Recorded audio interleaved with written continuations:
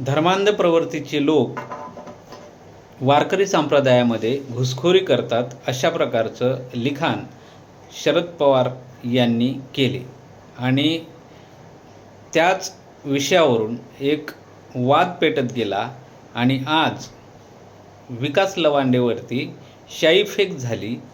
विषय तोच आहे. पुन्हा एकदा धर्मांध प्रवृत्तीचे लोक खरंच घुसखोरी करत आहेत.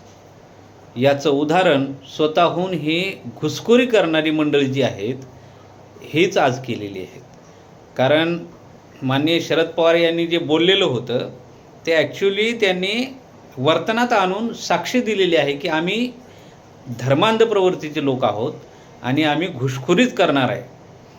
खरं तरी अशी लोक वारकरी संप्रदायाला बदनाम करतात आणि या लोकांना फक्त आणि फक्त धर्माच्या नावाखाली भांडवल करणं आणि एखादं काहीतरी वाद पेटवणं आणि समाजामध्ये तेढ लावणं एवढंच या लोकांना जमतं.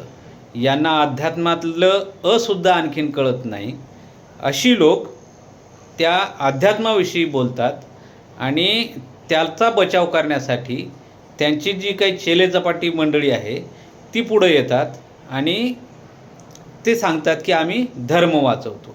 खरं तर तुम्ही धर्म वाचवत नाही तर धर्माला तुम्ही जे रक्षण करायचं ते धर्मावरती एक तुम्ही गदा आणण्याचं काम करतात. कारण तुम्हाला कुठला धर्म सांगत नाही, मग तो हिंदू असो, मुस्लिम असो किंवा ख्रिश्चन असो, की कुठलाही धर्म हिंसेला प्रोत्साहन देत नाही किंवा हिंसा करा असं कुठलाही धर्म सांगत नाही. परंतु तुम्ही हिंसेला प्रोत्साहन देता, हिंसा जाणून बुजून करता आणि हिंसा व्हावी यासाठी तुम्ही काम करता.